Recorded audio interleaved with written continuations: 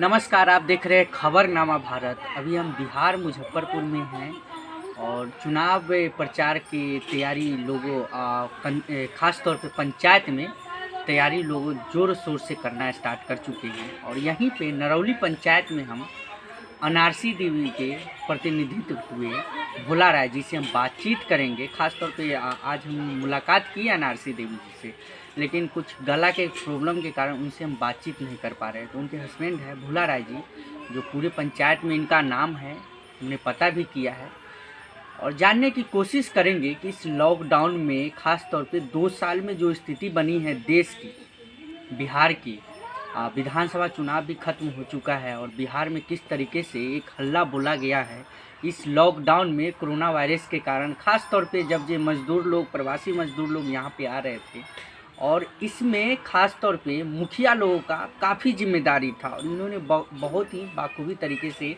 जिम्मेदारी भी निभाया है। इसी के सिलसिले में हम बातचीत करते हैं भोला राय जी से। सबसे पहले भोला राय जी, मुझे ये जानना है, फर्स्ट बार लॉकडाउन हुआ था बिहार में, उस समय लोग काफ़ी मज़दूर लोग आ रहे थे, तो आपके यहाँ पर कितने मज़दूर लोग आए थे? फर्स्ट लॉकडाउन जो हुआ था उसमें हमारे यहाँ 30 मज़दूर आए थे। इसके बाद फिर आना उनका सिलसिला जारी रहा। कुल हमारे यहाँ 52 मज़दूर आए, जिनको मैं विद्यालय में रखने का काम किया सरकार के मार्गदर्शन के हिसाब से। और उनको जो सरकार के जो हिसाब था उनके हिसाब से उनको भोजन, उनका कपड़ा, उनका बर्तन, उनका सैनिटाइज़र, साबुन इत्यादि चीज़ जो भी कुछ भी था हम लोग उनको देने के काम किए और हिफाजती से उनको हम लोगों ने रखा।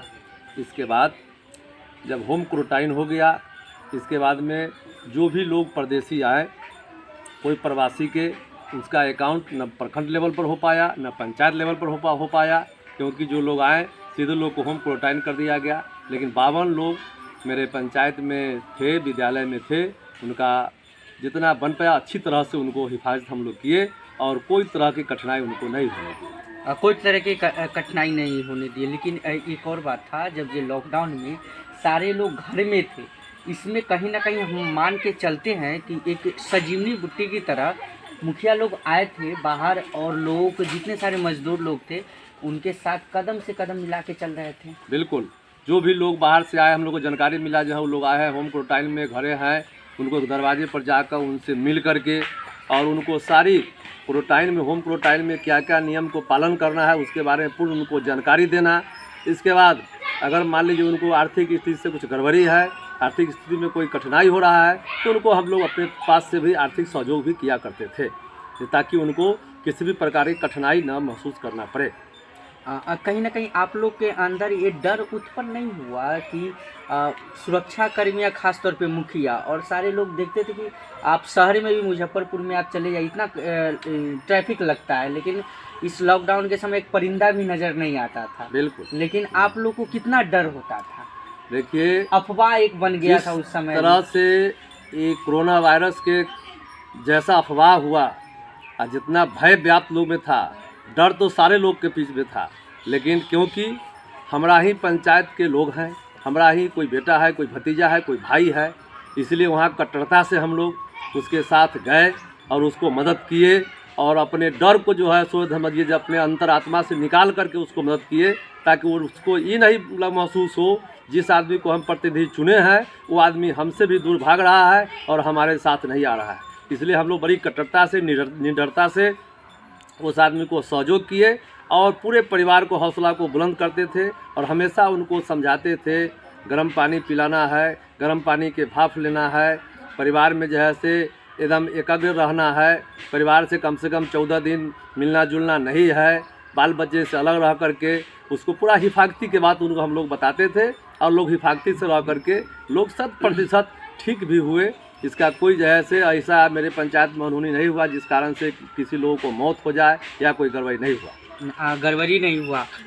एक और बात जानना चाहेंगे, गवर्नमेंट से यहाँ की सरकार जो है, आपको क्या लगता है आपके पंचायत में कौन सा काम रुका हुआ है जिस पे काम होना काफ़ी ज़रूरत है? देखिए, जहाँ तक सरकार की बात है तो काम तो जनहित में बहुत सी काम है, जिस काम को होना बहुत ज़रूरी है। सबसे पहले देखिए, जैसे काम की बात है तो आज जैसे किसान को लेबर प्रॉब्लम हो रहा है, मजदूर को पलायन की समस्या है, तो जो मनरेगा योजना है, कई एक बार हमने पंचायत समिति जिस समय थे उस समय पंचायत समिति में भी सदन में इस बात को मैंने रखा करता था कि अगर 50% या 60% अगर किसान से मजदूर को और मजदूर से किसान को अगर जोड़ दिया जाए, जिसमें मान लीजिए जो 50% अगर किसान उसको पेमेंट दे रहे हैं और 50% अगर मनरेगा के द्वारा कि मजदूर को मजदूरी मिल जाता है, तो किसान को भी लेबर प्रॉब्लम दूर हो जाएगा और मजदूर को भी न्यूनतम मजदूरी मिल जाएगा। बड़ी क्रांतिकारी कदम होगा, जिस कारण से पलायन भी रुकेगा और बहुत आम जन किसान के हित में बहुत अच्छा कदम होगा। ये सबसे पहला काम होना चाहिए। दूसरी काम है जो सरकार का जो काम है, तो सरकार कुछ ऐसा चीज़ है, जैसे मान लीजिए अभी किसान को जो अनुदान होता है उसमें किसान को इतना ना पेचीला बना दिया गया है जो वाकई में सही ढंग से किसान उसका लाभ नहीं ले पा रहे हैं। धान अधिप्राप्ति के बाद देखिए अभी सीधा पहले था कि ये किसान को पैक्स में धान देना है, किसान पैक्स ब्लॉक में जाकर के जमा कर देना है, चल जाना है।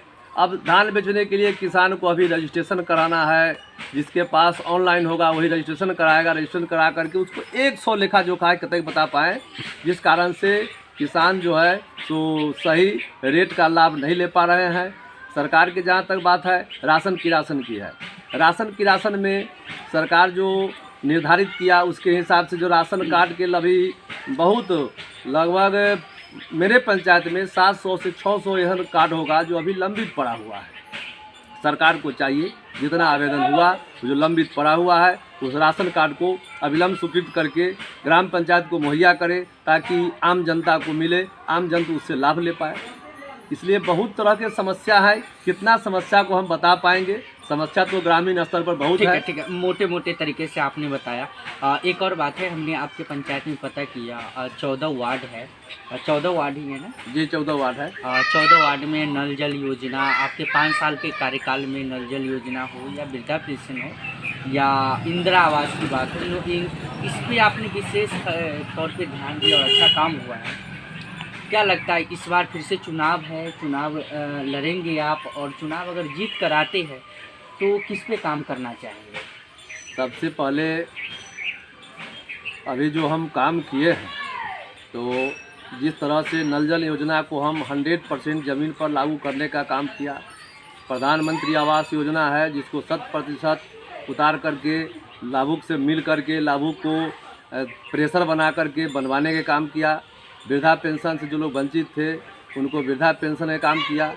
इस बार जब हम चुनाव में फिर आए हैं, चुनाव में फिर हम लड़ेंगे, चुनाव जीतेंगे, तो हम और चाहेंगे जो बेहतर से बेहतर काम हो, जिससे किसान उपेक्षित नहीं हो, मजदूर उपेक्षित नहीं हो, और आम जन में जैसे अभी कुछ काम बचा हुआ है रोड का, तो चाहते हैं जो रोड का नाला के पक्का से पक्का और काम हो, ताकि आवागमन की सुविधा खूब अच्छा से रहे। जल निकासी का समस्या बराबर, जिस समय अभी जो बाढ़ का भी विस्का आया उसमें जल निकासी की बहुत समस्या हो गया था, जल निकासी सही ढंग से हो, ताकि आम जनता को महसूस करना पड़े जहाँ हम जो प्रतिनिधि चुने हैं वो हमारे लिए कुछ कर रहा है और जिसका रिजल्ट अच्छा हो। नरौली पंचायत में लगभग कितने सारे वोटर होंगे? नरौली पंचायत में सर अभी 7800 वोटर हैं। 7800, 8000 के अनुपात में हम मान सकते हैं। लास्ट सवाल, भोला जी, चुनाव आने वाला है, तैयारी में आप लग गए हुए हैं, यहाँ के जनता से, 8000 जनता से कुछ कहना चाहते हैं? बिल्कुल, जितना दिन से हम सेवा करते मतदाता मालिक के बीच में आ रहे हैं और निस्वार्थ भाव से सेवा करते आ रहे हैं, और हमेशा से जितने भी हमारे पंचायत वासी हैं, मतदाता मालिक हैं, सबों का प्यार मोहब्बत स्नेह मेरे साथ लगातार मिला है और मुझे मिलेगा, ये मेरी पूर्ण रूपेण मेरी आशा और विश्वास है। और उसी आशा और विश्वास के साथ फिर मैं दोबारा तैयारी करके मैदान में उतरने की तैयारी कर चुका हूँ। मैदान में उतरने की तैयारी कर चुके हैं। ये थे नरौली पंचायत के अनारसी देवी के प्रतिनिधित्व भोला राय जी, जिनसे हम बातचीत कर रहे थे। ख़ास तौर पे इन्होंने जो काम किया इस पंचायत में बहुत ही ईमानदारी तरीके से हमने पता भी किया है कहीं ना कहीं नल जल योजना हो या इंदिरा आवास हो या लॉकडाउन में जिस तरीके से मजदूर आ रहे थे, इस पे इन्होंने विशेष तौर पे ध्यान दिया। अगर अब देखते हैं इस बार का चुनाव है, अगर इस बार का चुनाव ये जीत कर आते हैं तो कितना काम होता है, ये तो आने वाला वक्त ही बताएगा। कैमरामैन रवि के साथ मैं राजीव गुप्ता।